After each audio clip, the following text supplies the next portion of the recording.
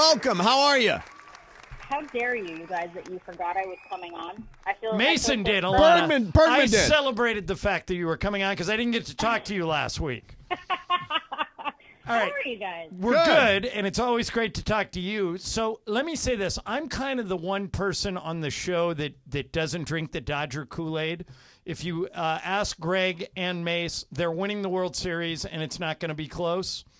Alanna, I think they've had too many injuries. I know that's an excuse. I know we're not supposed to do this in media, but, I mean, Mookie Betts, the family situation with Freddie Freeman, thank God he's coming back tonight. Half of their starting pitching staff. Max Muncy, been out for 2 months. At some point, you have to call it what it is. They've been snake bit, and if they don't get the majority of these guys back, I don't think they're winning it. What do you think? John, stop it.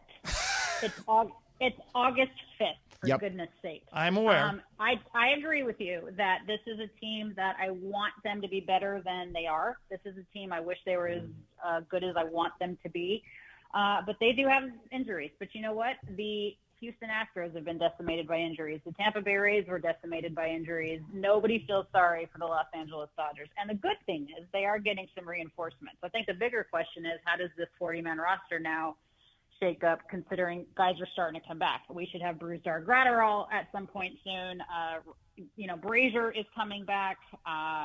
Hopefully Kershaw can, get back to at least 80-90% of what Kershaw used to be, which is a first ballot Hall of Famer.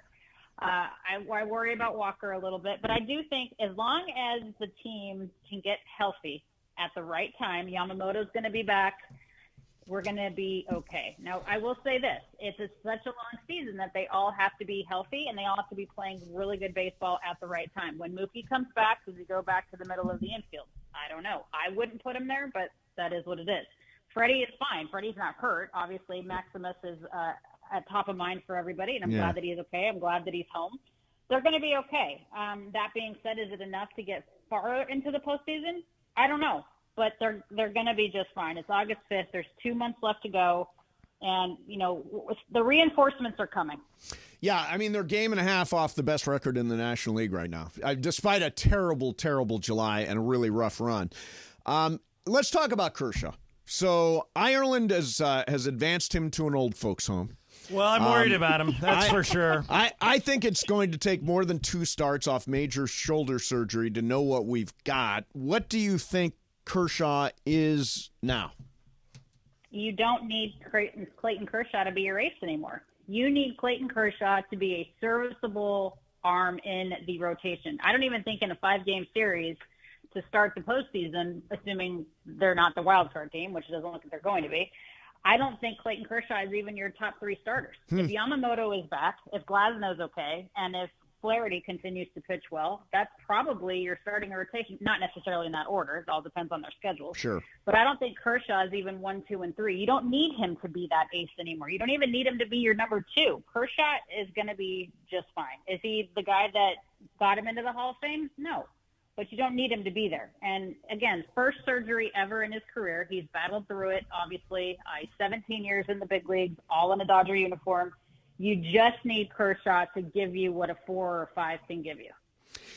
Am I crazy to think that this feels like a year where the Dodgers could – I mean, I love the fact, weirdly, that the Padres are sort of in it. It may mean that the Dodgers play with a little bit more intensity and a little bit more urgency down the stretch.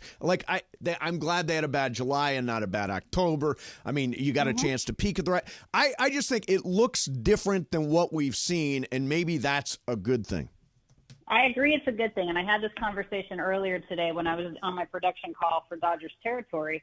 You don't need the team to be 10 games above 500 in the middle months of the season. You want them to get off to a really good start, and April and May, I think, is really important to already provide a key cushion in the division, right? And then you need a very strong September going into the postseason. If they can play 500 baseball in the June, the Julys, and the Augusts, I'm okay with that. And that's what they're doing right now. I think they were 30-30 in their last 60 games. As long as you get off to a good start and you create separation early in the NL West, and then you get guys healthy towards the end of the season and you really push to the finish, I'm okay with 500 ball in the middle 3 months of the season. And that's what they're doing right now, and I'm fine with that. Alanna Rizzo is our guest. And, Alanna, I got a note from a Dodger fan the other day that was watching a Yankees game.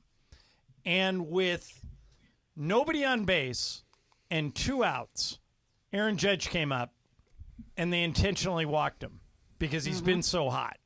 I went back and looked, and Barry Bonds one time in 2004 got walked 19 times with the bases empty. At one point, Buck Showalter walked him with the bases loaded because he didn't want to pitch to him.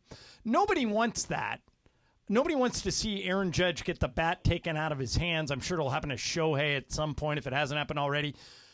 Is it too radical for me to suggest that they should make a rule that says you can't do that, that you can't intentionally walk a guy with the bases empty? No, that's crazy. Yeah, that's what I thought. I don't think that you can make a rule that says that you have to pitch to a guy. I mean, that's just the strategy of baseball. The key is making sure there's guys behind. This is more of a roster construction question, I think. The key is making sure that the guys behind Aaron Judge actually protect him. The problem with the New York Yankees right now is they have 2 key hitters in that lineup. I think Jazz Chisholm is okay, but he's not an Aaron Judge or a Juan Soto.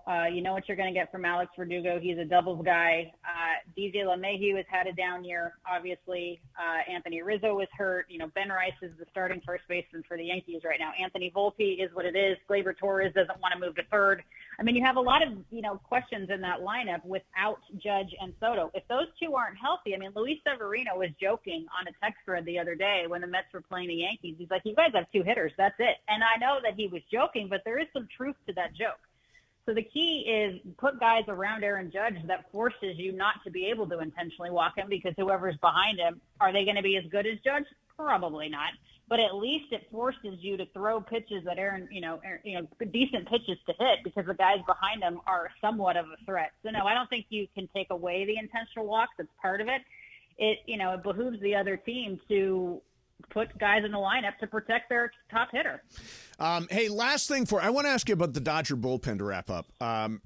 Starters have not been going deep into games for the Dodgers. The bullpen is really, really overused. Guys like Vesia and Hudson and Trinan, and I don't know what's going on with Evan Phillips. They are likely to get Brewster Gratterall back and Ryan Brazier back, which will make a difference. But what is your level of concern for this Dodger bullpen? Again, let's call it like it is. They had a terrible July, but they were also incredibly overworked. And I think your bullpen performs the best when they're in roles that they're supposed to be in. If your Dodgers starters, starters in general, aren't going deep into the ball game, then it puts the bullpen on edge. It puts them at the edge of their seats and having to play and pitch in roles that they shouldn't be. I mean, how many times is freaking Kike Hernandez going to pitch this season?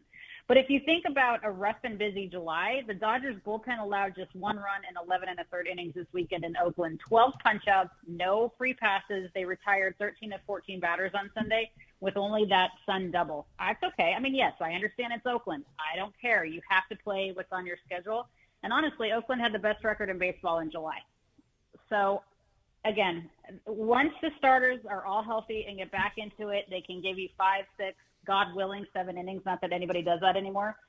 That would be a good thing for the bullpen. It takes the pressure off of them. It takes the usage down a little bit. I loved what Jack Flaherty did in his debut. Yeah. If you can continue to get 5, 6, 7 innings from the starters, then everything in the bullpen falls back in place. And then guys will start to feel more comfortable and hopefully perform to the level that they can. All right, Alanna Rizzo, MLB Network, and the Foul Territory podcast. Where do we get the podcast? You can get it on YouTube on Foul Territory, and you can also get it wherever you get your podcast. So Apple, Spotify, all of the things. All right, awesome.